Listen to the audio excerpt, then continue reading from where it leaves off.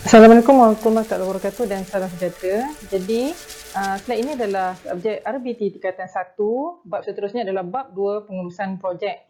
Slide ini dibangunkan oleh saya, Cikgu Ani bersama-sama dengan guru-guru RBT SMK Jalan Kebun.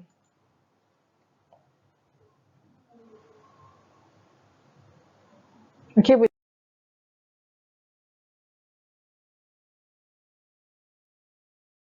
lihat wajah-wajah Cikgu awak. Okey.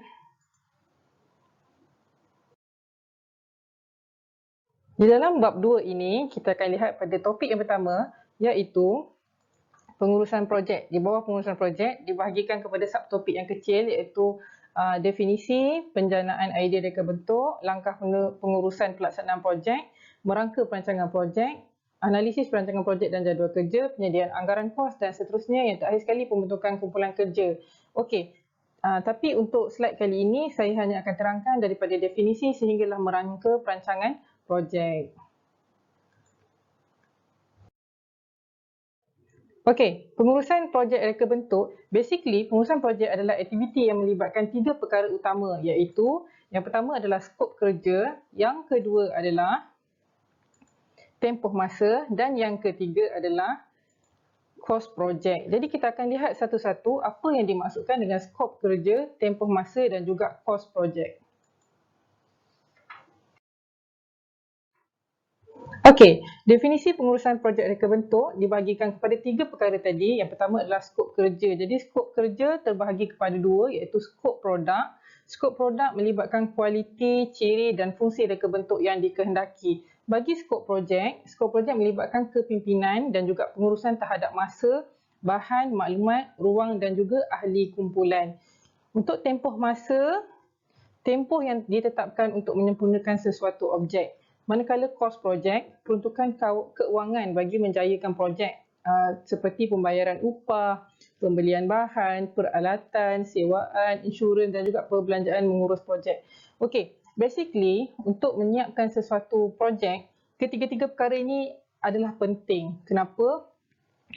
Kita kena lihat bila klien memberikan kepada kita sesuatu projek, kita perlu memastikan projek tersebut dijalankan dalam satu tempoh masa yang ditetapkan oleh klien. Let's say klien kata kena siap dalam tempoh 2 bulan. Jadi perancangan perlu mengikut tempoh masa 2 bulan tersebut. Kemudian anggaran kos projek adalah bergantung kepada tempoh masa yang diberikan. Awak tak boleh simply cakap okey, ni boleh siap seminggu ni, kos dia dalam 1,000. Awak kena kaji dulu kos bahan, kos upah pekerja, pengangkutan. So barulah kita memberikan kos projek kepada pelanggan ataupun klien lah untuk kes itu. Okey, tolong jangan tersilap. Definisi pengurusan projek reka bentuk memang terbagi kepada 3. Dia tengok yang pertama skop projek tadi, yang kedua adalah tempoh masa dan yang ketiga adalah kos projek. So 3 ni dia berbeza definisi. So definisi itu terbagi kepada 3 itulah tadi. Okey, slide seterusnya. Okey, dalam pengurusan seterusnya kita akan lihat pengurusan projek reka bentuk. Okey, pengurusan projek reka bentuk ada 5 perkara yang perlu pelajar tahu, iaitu merancang aktiviti projek. Kemudian yang seterusnya menyediakan plan atau lukisan produk reka bentuk. Seterusnya menentukan bilangan produk, mengawal pelaksanaan, kemudian mengawal selia sumber yang terhad. Okey, kita lihat satu-satu apa yang dimaksudkan dengan merancang aktiviti projek. Let's say awak diberikan satu projek oleh klien, awak perlu merancang aktiviti projek yang akan dijalankan. Kemudian mengikut tempoh masa yang ditetapkan dan mengikut kos projek yang diberi oleh klien. Kemudian setelah awak rancang, awak perlu sediakan plan tersebut berserta dengan lukisan reka bentuk produk. Sebab klien nak tengok reka bentuk. Klien tak faham kalau kita tak tunjukkan lukisan reka bentuk. Seterusnya, kita perlu menentukan bilangan produk. Bilangan produk adalah mengikut keperluan klien. Awak tak boleh hasilkan produk mengikut kemampuan awak. Mungkin company mampu mengeluarkan 10,000 produk, tapi keperluan klien hanyalah 5,000 sahaja. Jadi perlu mengikut apa yang diminta oleh klien. Seterusnya mengawal pelaksanaan. Mengawal pelaksanaan adalah depend pada perancang aktiviti projek. pelaksanaan penghasilan produk tersebut perlu mengikut apa yang telah di plan, apa yang telah dirancang dalam aktiviti projek. Seterusnya, mengawal sedia sumber yang terhad. Kita beli bahan keperluan untuk melaksanakan produk tersebut adalah mengikut kos yang telah diberikan oleh klien. Jadi, penggunaan bahan tersebut perlulah dikawal sedia supaya tidak berlaku pembaziran. Okey, slide seterusnya.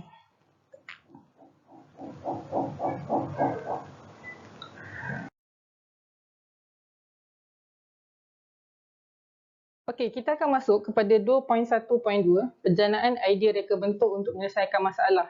Jadi, masalah dapat dikenal-pasti melalui pembacaan, pengalaman orang lain, pengalaman diri sendiri, kajian, uji kaji, rungutan pengguna dan juga pemerhatian mendalam. Jadi, bila kita dengar masalah, dari situ kita boleh jana idea. So, kebanyakan produk yang dikeluarkan oleh pengeluar semuanya bergantung kepada masalah yang disuarakan oleh pengguna. Jadi bila ada masalah, bolehlah keluarkan produk. So kita boleh tengok penjanaan idea reka bentuk adalah melalui langkah seperti berikut. Ini adalah langkah-langkah yang dicadangkan. Tapi mungkin kalau di peringkat yang lebih tinggi, penjanaan idea bukan mengikut langkah seperti ini. Jadi ada langkah pertama adalah meniru apa sahaja yang terdapat di sekitarannya dan menukarkannya ke dalam bentuk produk. Yang kedua adalah menterbalikkan fungsi sesuatu alat. Yang ketiga adalah menukar saiz objek. Dan yang keempat adalah menterbalikkan kedudukan. Jadi kita akan tengok slide satu-satu apa yang dimaksudkan dengan meniru apa sahaja yang terdapat di sekitaran, kemudian menterbalikkan fungsi sesuatu alat, menukar saiz objek dan juga yang keempat adalah menterbalikkan kedudukan. So kita tengok satu-satu. Okey. Meniru apa sahaja yang terdapat di sekitaran dan menukarkannya ke dalam bentuk produk. Boleh tengok, ini adalah contoh bentuk sarang burung. Ini bentuk sarang burung tempur. Kemudian diaplikasikan ke reka bentuk buaian gantung. So boleh tengok reka bentuk buaian gantung ni ada banyak kat kedai-kedai perabot. So mana pengeluar dapat idea adalah dengan tengok bentuk sarang burung. Selain daripada bentuk sarang burung ni, awak boleh tengok jam kat rumah. Ada yang jam yang bentuk macam rumah burung. Itu pun dilihat daripada persekitaran lah. So sama. Dan pelbagai lagi. Mungkin awak boleh tengok, lepas ni awak jalan, awak tengok kat luar rumah. Okey, apa yang diimplement daripada bentuk yang terdapat di persekitaran, apa yang dijadikan ke dalam bentuk produk. Okey, kita tengok kepada yang seterusnya. Okey.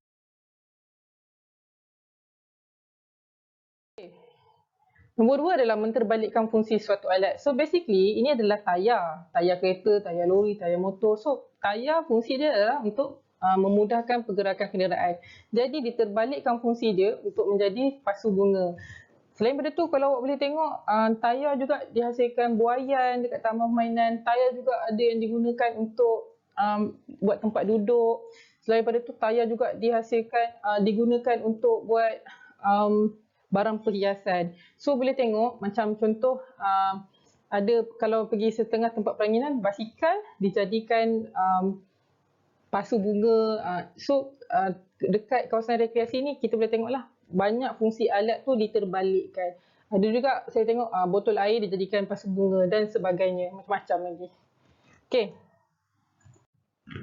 Okey, slide seterusnya adalah berkenaan dengan menukar saiz objek. Contoh kat sini, ini jalur geminang. Jalur geminang yang di dataran Merdeka tu, kemudian dikecilkan menjadi bendera kecil supaya boleh dilekat pada kereta, pada kenderaan dan juga boleh ada jenis yang letak bulu-bulu tu kan. So samalah. Jadi contoh kapal terbang yang awak tengok, okey, kemudian dikecilkan saiz dia untuk dijadikan hiasan di atas meja. Okey, seterusnya.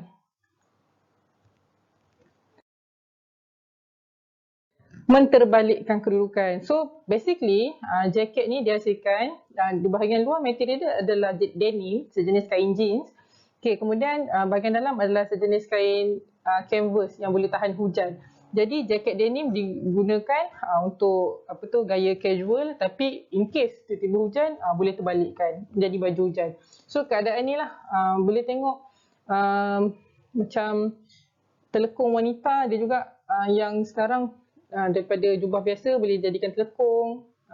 Kemudian dan macam-macam lagi lah boleh tengok. Dia punya menterbalikkan kedudukan tu adalah satu produk yang boleh digunakan berfungsi dalam dua cara. Maksud dia macam dia bukan digunakan untuk satu perkara saja.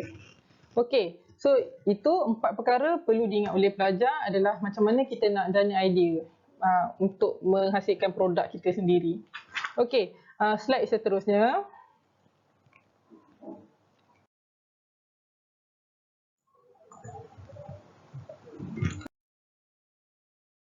Okey, dalam langkah pengurusan pelaksanaan projek di peringkat sekolah, kita boleh lihat pengurusan projek ni dibentuk mengikut kesesuaian projek. Tak adalah dekat situ ada CEO, COO tu, tapi kat peringkat sekolah dia lain sikit lah.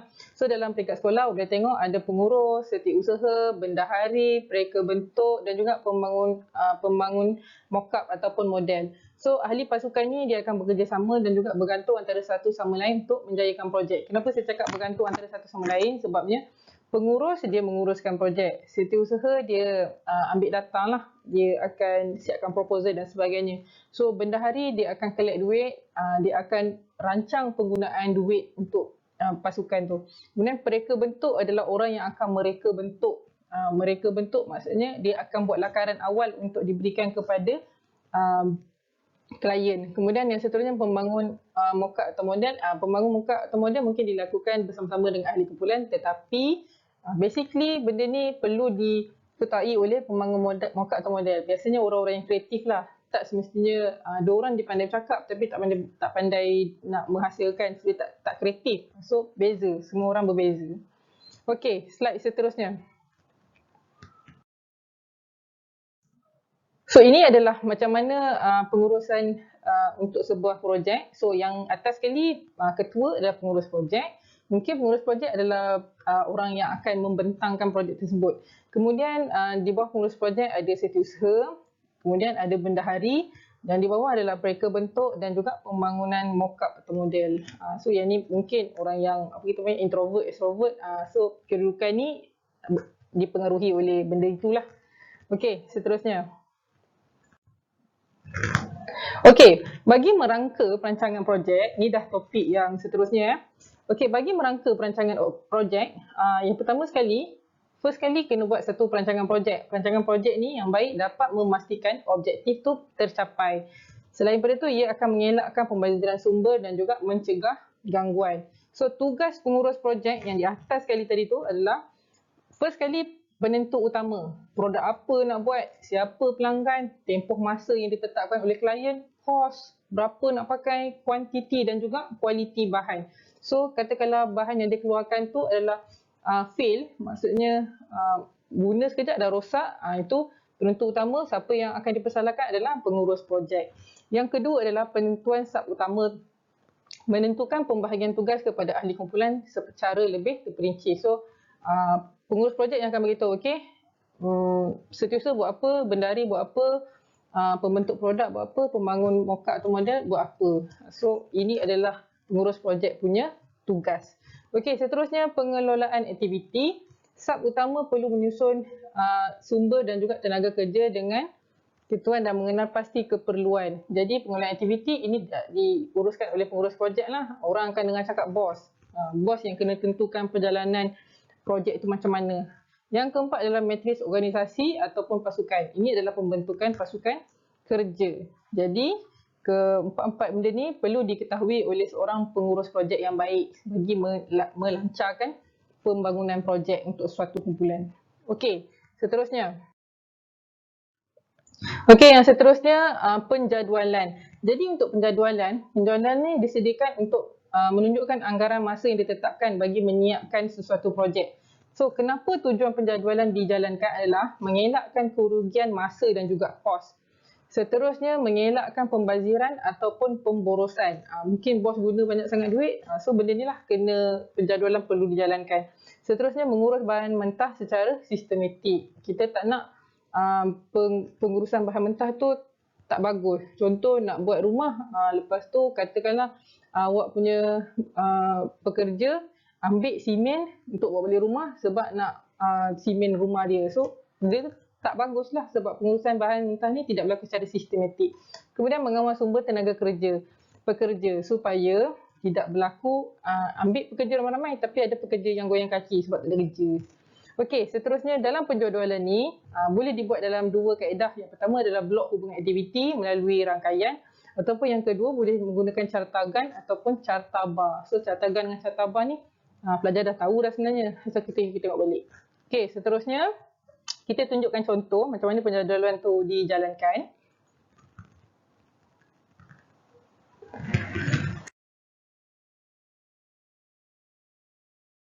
Ini adalah blok hubungan aktiviti melalui rangkaian. So ini penjadualan jenis yang pertama lah, perbincangan konsep untuk minggu pertama. Minggu kedua kita akan buat lakaran idea. Minggu ketiga adalah membuat idea. So ni milestone adalah menunjukkan proses belum berakhir. So katakanlah minggu satu kita sedang menjalankan proses di minggu satu. So minggu kedua, minggu ketiga, mungkin sekarang minggu ketiga lah. So milestone ni tanda bulat kat situ macam projek belum siap lagi ni. So minggu keempat tambah lagi apa benda, minggu kelima tambah lagi, so minggu keenam sampailah bila dah siap nanti dia akan keluar kat bawah sekali selesai. So untuk kes ni belum selesai sebab kat sini ada tanda merah ni tunjukkan proses belum berakhir. Itu milestone. Okey, seterusnya kita tengok cartagan atau cartabar. Okey, ini adalah cartagan atau cartabar. So ada 3 kolom ni. So bilangan, apa yang nak ditulis oleh dalam ruangan aktiviti ni adalah apa yang dibincangkan oleh bersama dengan ahli dalam pasukan lah.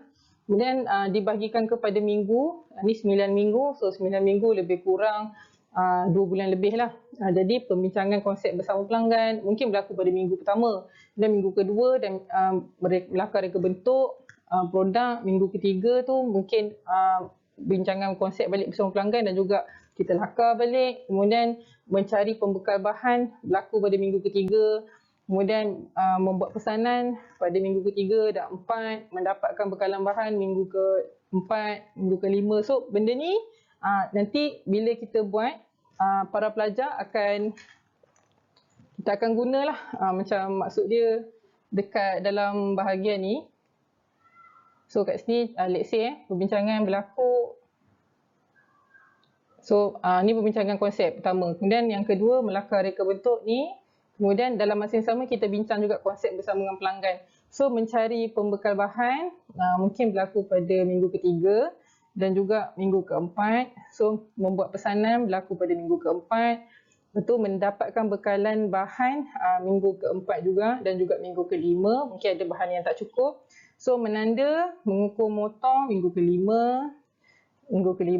Kemudian ini boleh dah ada yang bahagian dah boleh dipasang. 6. Kemudian minggu ke-7 kita buat menguji. So masa tu dah boleh menguji. Kemudian kita dah ada ujian telah dijalankan, penambahbaikan telah dilakukan. So boleh dah buat kemasan. So minggu ke-9 cadangnya kerja dah siap dan juga kita boleh buat report. So basically dalam 9 minggu ni sepatutnya minggu ke-9 benda dah siap lah. Tak boleh lah culas. Tak boleh lah tak siap. Okey, slide seterusnya. Okey, merangka perancangan projek. So yang terakhir sekali adalah pengawalan. Pengawalan dilakukan sepanjang proses aktiviti, proses menyiapkan projek merangkumi pengawalan sumber, kos dan juga kualiti dan juga belanjawan. So tujuan peringkat kawalan ni dibuat adalah untuk memastikan semua aktiviti yang dikenal pasti dilakukan secara optimum. Kemudian yang kedua, semua aktiviti dapat disiapkan dan dalam proses ditetapkan. Yang ketiga, sumber-sumber yang diperlukan dikenal pasti. Yang keempat, perubahan dalam penjadualan dibuat sekiranya berlaku sebarang pembaruan terhadap projek. Jadi keempat-empat perkara ni adalah kenapa pengawalan tu perlu dilakukan. Sebab awak tengok tadi, first kali kita buat apa? Kita merancang projek. So bila dah rancang, yang kedua tu kita kena buat dia punya penjadualan lah. So masa penjadualan tu awak akan tanda part mana yang sepatutnya dah siap, belum siap, tak siap. So masa tu selain menggunakan cartagan boleh guna milestone. So kemudian yang seterusnya adalah pengawalan. Pengawalan boleh tengok yang 4 tujuan utama tu. So basically keempat-empat ni sangat bergantung kepada apa yang telah dibincangkan sebelum ini. Okey, slide yang seterusnya. Analisis perancangan projek dan juga jadual kerja. Jadi, untuk part ini, kenapa perkara ini perlu dianalisis adalah bagi mengenal pasti segala aktiviti yang terlibat dalam pembangunan projek. So, dalam pembangunan projek, kita akan kenal pastilah aktiviti yang terlibat. Adakah aktiviti itu perlu dilakukan? Adakah aktiviti itu perlu dikeluarkan? Itu merujuk balik pada penjadualan tadi. Kemudian dalam proses menganalisis perancangan projek, perkara utama yang perlu dilakukan adalah dengan menyediakan jadual kerja. So, jadual kerja yang kita dah buat tadi. Okey. So, garis panduan penyediaan penjadualan projek, bila tengok dalam buku teks awak, surat 38 hingga ke 39. Tapi saya pendekkan di sini, ada 5 semua. Yang pertama sekali, menentukan aktiviti yang perlu ada dalam jadual. So, masa ini kita kena buatlah, kita kena check. Contoh kan, awak punya tugasan adalah pembangun model rumah api. Jadi, aktiviti jadual kerja tu perlulah dimasukkan, mendapatkan lakaran, saiz apa semua tu perlu didapatkan. Perlu diambil daripada klien ataupun kena pergi ke tempat tersebut untuk dapatkan maklumat tersebut. Kemudian yang kedua adalah menyusun aktiviti mengikut keperluan. Contoh dia, kalau murid perlu menyediakan lakaran sebelum menyediakan bahan untuk membuat produk, apa aktiviti yang perlu dijalankan tu adalah bergantung kepada apa yang perlu dilakukan dalam jadual tersebut. Kemudian yang ketiga, menganggarkan tempoh masa yang diperlukan untuk aktiviti. So basically nak dapatkan bahan, kalau beli dekat kedai RM2 mungkin cepatlah. Tapi kalau awak pergi ke awak beli kat Shopee, so benda tu lambat. So kena anggarkan tempoh masa yang diperlukan tu. Barang tak sampai, macam mana kerja nak jalan? So macam tu lah maksud dia. Yang keempat, membangunkan jadual. Okey, yang keempat, membangunkan jadual. So kenapa jadual perlu dibangunkan adalah ni menunjukkan anggaran tempoh masa untuk sesuatu aktiviti. Kita tak nak bila awak buat sesuatu perkara yang mudah ataupun kompleks, tugasan tu perlu diselesaikan mengikut jadual. Jadi jadual tu masa awak nak bangunkan, awak dah tahu dah, oh kalau kerja senang bolehlah set cepat. Kalau kerja susah, dia ambil masa sikit. Tapi tak boleh terlampau lama. Contoh kalau nak buat, kita guna plaster of Paris. Plaster of Paris kita nak tunggu betul-betul kering. So kering ni nak kena tunggu cuaca kena panas. Jadi macam mana? Kalau musim hujan macam mana nak kering plaster of Paris tu? Ambil masa berapa lama? Okey, seterusnya menganggarkan kos dan juga menyediakan bajet. Okey, kenapa perlu dibuat anggaran kos dan penyediaan bajet ni adalah supaya tidak berlaku kita panggil cost exceeding cost. So kita tak nak benda tu berlaku. So apa yang kita buat adalah kita anggarkan kos dan juga menyediakan bajet. Okey, seterusnya. Ini adalah macam mana kita nak buat menganalisis perancangan projek. So ada 6 perkara yang akan dinilai. Yang pertama sekali, tentukan aktiviti jadual. So masa ni kita dah tengoklah skop kerja ditentukan, struktur pecahan kerja, contoh dia pengurus, tadbir urus, reka bentuk dan juga sebagainya. Kemudian yang kedua adalah susunan aktiviti. Aktiviti disusun secara berturutan agar tidak mengganggu perjalanan projek. Contoh dia, menyediakan lakaran sebelum menyediakan bahan. Okey, yang ketiga, anggaran sumber untuk aktiviti. Penentuan anggaran sumber yang diperlukan untuk menyempurnakan projek. So dia merangkumi keperluan sumber manusia, bahan dan juga peralatan. Okey, yang keempat, anggaran tempoh masa. Bergantung kepada tahap kesukaran untuk penghasilan produk tersebut. Yang kelima, pembangunan jadual. So dalam pembangunan jadual ada 4 perkara yang perlu diambil tahu. Yang pertama sekali, aktiviti menyusun segala proses penghasilan produk dalam bentuk jadual. Yang kedua, disertakan bersama tempoh masa dalam bentuk mingguan ataupun bulanan. Nak hasilkan produk, kalau 2 bulan, kita kena buat jadual tu dalam bentuk minggu. So, minggu 1, minggu 2, minggu 3. Kalau nak hasilkan rumah, contoh nak siapkan rumah, mungkin ambil masa, rumah tu bangunan yang high rise, mungkin ambil masa dalam 2 tahun. So, 2 tahun tu dia letak bulan lah, bulanan. Takkanlah 2 tahun bulanan awak nak letak minggu. So kalau 2 tahun ada 24 bulan, berapa minggu nak kena tulis tu. Okey, kemudian aktiviti jadual disusun mengikut keutamaan. So keutamaan dia macam mana tadi? Perancangan aktiviti projek yang pertama, yang kedua adalah yang kedua adalah penjadualan dan yang ketiga adalah pengawalan. So susunan tu adalah perlu mengikut 3 perkara tersebut. Kemudian yang keempat adalah asas mengawal memantau pelaksanaan projek. So pembangunan jadual perlu mematuhi keempat-empat perkara ni. Dia tak boleh main letak je. Okey, nombor 6, anggaran kos dan bajet. Okey, dalam anggaran kos dan bajet melibatkan pengiraan kos, modal yang diperlukan. Seterusnya merangkumi kos bahan, alatan, upah pekerja dan kos overhead. So apa itu kos overhead nanti kita akan tengok. So kos overhead ni basically bil telefon, bil air, bil elektrik, ni kena bayar Grab, sewa beli kenderaan. Kemudian yang ketiga, bajet akan disediakan mengikut bilangan produk. Selepas mengetahui jumlah kos modal. Okey, kita sebenarnya kena pastikan bajet awal untuk satu produk tu dia perlulah bagi mengahadkan lebihan kos modal. Kita tak nak kos modal terlebih.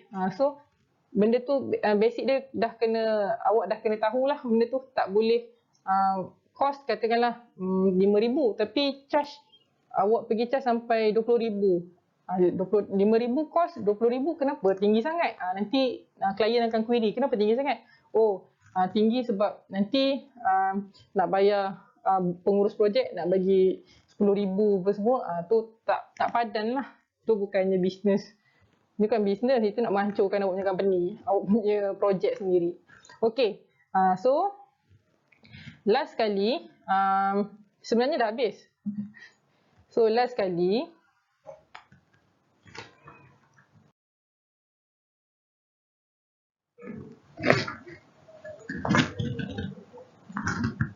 okey, saya letak robot saja saya letak.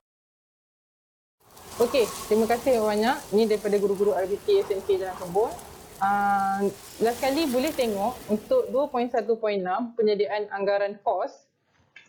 Yang tu saya minta para pelajar tolong study daripada buku teks awak muka surat 40. Kemudian 2.17 pembentukan kumpulan kerja berdasarkan tugas dan peranan. So saya minta para pelajar tolong tengok-tengok untuk sebagai persediaan lah. Nanti kita akan bincangkan selepas ini. Okey, itu saja daripada saya. Assalamualaikum warahmatullahi wabarakatuh dan salam sejahtera.